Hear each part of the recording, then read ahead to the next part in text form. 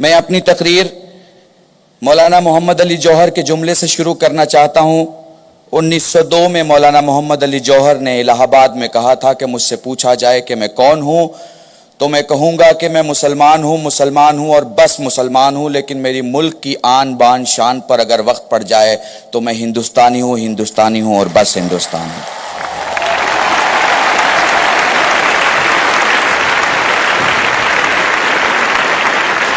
हाँ, मैं कल्बे रुशैद फख्र से कहता हूं कि मैं मुसलमान हूं और बस मुसलमान हूं, लेकिन मेरी इस भारत माँ की जान आन बान शान पर अगर समय पड़ जाए तो मैं बस हिंदुस्तानी हूं और हिंदुस्तानी हूं।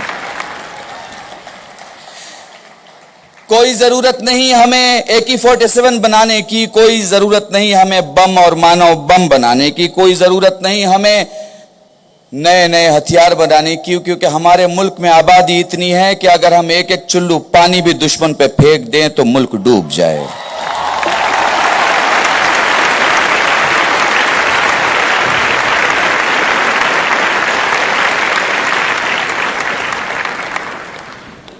जी, मैं अपनी बात आपसे करने नहीं आया, बल्कि स्टेज पे बैठे हुए सारे बड़े लोगों की खिदमत में यह कहना चाहता हूं, मैं इन हजारों स्टूडेंट के दिलों में करवटें लेने वाली तमन्नाओं की जबान बन के दुनिया को बताना चाहता हूं कि हम गर्व करते हैं और घमंड करते हैं उस मुल्क हिंदुस्तान पर जिसकी आबादी इतना है कि दुनिया में जिंदगी के नाम पे जीने वाले इतने लोग नहीं हैं जितना भारत में भारत के नाम पे मरने वाले लोग हैं।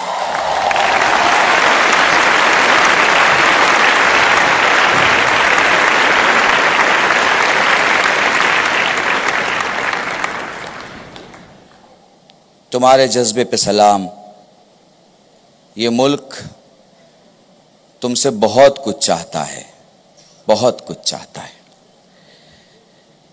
सब्जेक्ट मुझे राहुल भाई ने ऐसा दिया कि काफी बड़ा सब्जेक्ट है और टाइम ऐसा है कि या तो मैं सब्जेक्ट की बात कर लूं और या फिर मैं उसके सॉल्यूशन की बात कर लूं, पर मुझे पता है कि हिंदुस्तान में कुछ बातें इशारों में भी हो जाती हैं।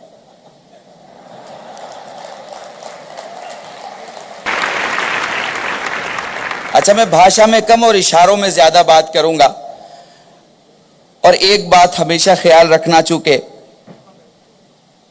सबसे पहले सलाम करते हैं उस देश के मुजाहिद को, उस देश के सिपाही को, उस देश के सरहद पर अपनी जान गंवा के हम सब की हिफाजत करने वालों को, जिसको बड़ी मजलूमियत से मारा गया है। हम सलाम पेश करते हैं उन लोगों को जिन्हें बड़ी मजलूमियत से मारा गया है, और हम दुनिया के सारे मुल्कों को बताना चाहते हैं कि हमारी खामोशियों की हमारी मजबूरियां ना समझा जाए।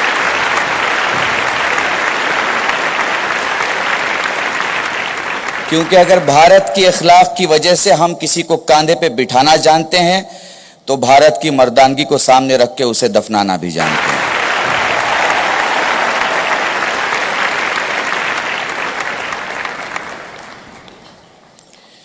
थोड़ी सी दोस्तों बात कर लेते हैं, वक्त बहुत कम है। हमारे तलत भाई बैठे हुए हैं, हमारे उदय जी बैठे हुए हैं, माशेलकर जी बैठे हुए हैं, बड़े करात साहब बैठे हुए हैं और करात साहब के करात साहब बैठे हुए हैं। हमारे स्टूडेंट लीडर्स भी बहुत सारे जो बोल चुके हैं।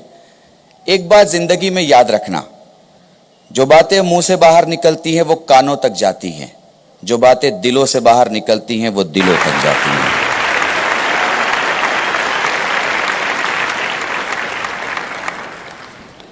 सवाल यह है कि इस मुल्क में हम पहले मुल्क की बात कर लें फिर मुल्क के प्रॉब्लम की बात करें तो दुनिया का हर मुल्क दो ही चीज से चल सकता है, या मोबोक्रेसी से या डेमोक्रेसी से। मोबोक्रेसी का मतलब होता है कि एक भीड़ जमा हुई और उसने एक मकान में आग लगा दिया। डेमोक्रेसी का मतलब होता है कि जहां मजलूम को मजलूम कहा जाए, जालिम को जालिम कहा जाए, सच्चे को सच्चा कहा जाए, झूठे को झूठा कहा जाए, अच्छे को अच्छा कहा जाए, बुरे को बुरा कहा जाए। आपको यह देखना है कि आपको करना क्या है। तो अब इशारे में प्रॉब्लम समझिएगा और सॉल्यूशन मेरी जबान में समझिएगा। हमें अपने सिपाही नहीं बदलने, हथियार बदलना है। अपना मुसाफिर नहीं बदलना, रास्ता बदलना है। अपना मरीज नहीं बदलना, अस्पताल बदलना है। अपना विद्यार्थी नहीं बदलना, स्कूल बदलना है।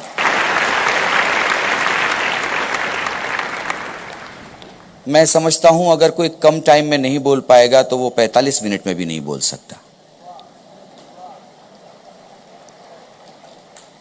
हमारे देश की जो सारी प्रॉब्लम है मैंने आपके सामने रख दी।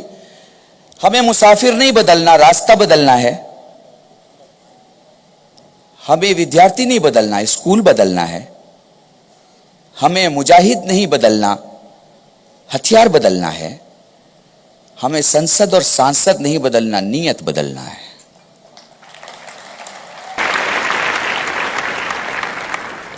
हमें एक ऐसा माली चाहिए जो हिंदुस्तान के गुलशन को पानी से नहीं अपने खून से सींचे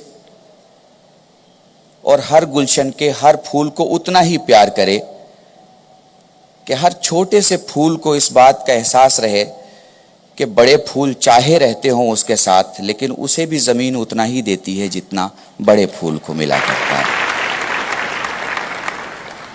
मेरे जवानों में कास्ट, कम्युनिटी, मजहब को किनारे रख के तुमसे एक बात पूछता हूं।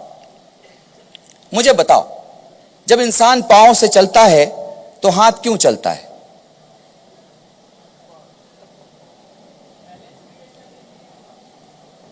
बहुत प्यारी बात कही मेरे इस सुनने वाले भाई ने, और मेरे ख्याल से यही आज का सबसे बड़ा मैसेज है जो मैं आपको देना चाहता हूं।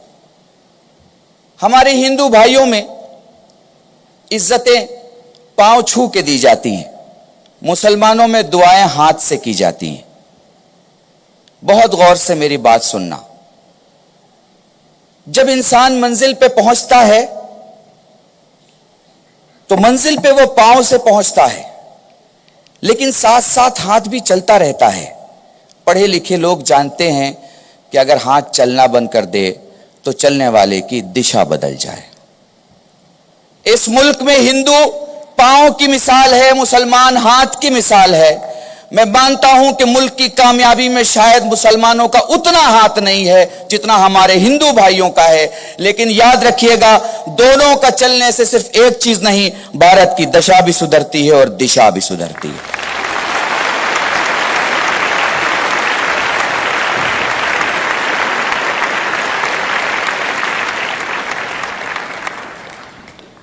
कुछ बातें, दो चार बातें और आपके सामने कर लो।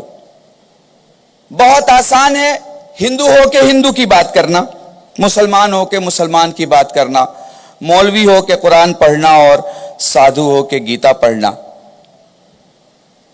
बड़ा मुश्किल है इंसानियत की बात करना, बड़ा मुश्किल है आदमियत की बात करना, बड़ा मुश्किल है एक नॉर्मल कॉमन पड़ोसी होने की बात करना। इस मुल्क में एक अच्छी बात याद रखो, इस मुल्क को इंटरनेशनल स्टेज पे पॉलिटिक्स के नाम से नहीं पहचाना जाता, मोहब्बत के नाम से पहचाना जाता है। हिंदुस्तान का मतलब क्या है? हम दोस्त को इतना चाहते हैं कि वो ता हयात, ता जिंदगी दोस्त रहता है। दुश्मन से भी इतना प्यार करते हैं कि वो दोस्त होने पे मजबूर हो जाता है। यह हिंदुस्तान का मतलब है। इसीलिए जब अंग्रेज ने गांधी से यह कहा था कि क्या फर्क पड़ता है, एक टुकड़ा है, पाकिस्तान अलग कर दीजिए, तो गांधी ने अपने लकड़ी के सहारे खड़े होकर अपने पीठ पे हाथ रख के कहा था, तुम अंग्रेज नहीं समझोगे, तुम हुकूमत करने वाले लोग हो, हम मोहब्बत करने वाले लोग हैं। अगर मैं पाकिस्तान को अलग कर भी दूं तो मैं भारत के उन 6,50,000 गांव के रास्तों का क्या करूं जो मंदिर से शुरू होते हैं, मस्जिद पे खत्म होते हैं, मस्जिद से शुरू होते हैं, मंदिर पे खत्म होते हैं।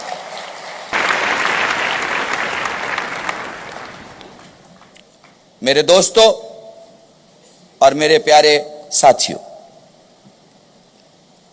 मुझे वक्त का एहसास है। मैं अपनी आखिरी बात आपसे कह के और विदा लूंगा, लेकिन बस ये याद रखिएगा कि इस मुल्क की पहचान बनिए, इस मुल्क में कुछ बदलने की जरूरत नहीं है, सब कुछ इतना अच्छा है। मैं कसम खाता हूं, अपनी इज्जत की कसम खाता हूं इस मिट्टी की, ये मिट्टी इतनी पाक है, इतनी पाक है, इतनी पाक है कि सजदों को भी इस जमीन पे नाज हुआ करता है।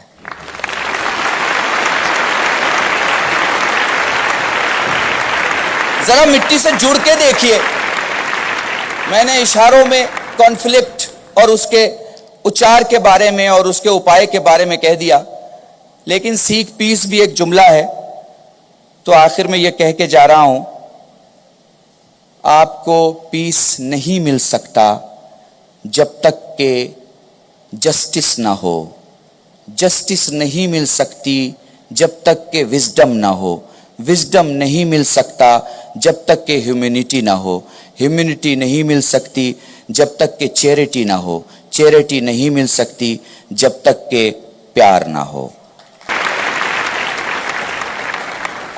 लव, मेरे ख्याल से जवानों से ज्यादा कौन जानता है लव के बारे में? LOVE, lips of sorrow, ocean of tears, valley of death, end of life.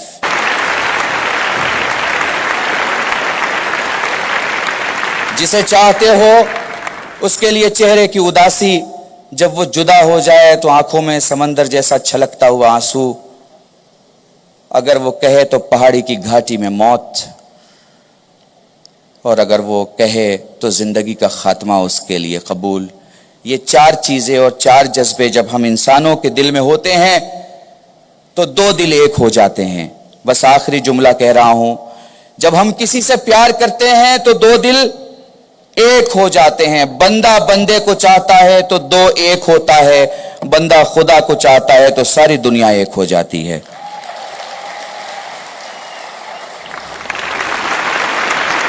इन्हीं जुमलों के साथ आप सबसे खुदा हाफिज़ी चाहता हूं।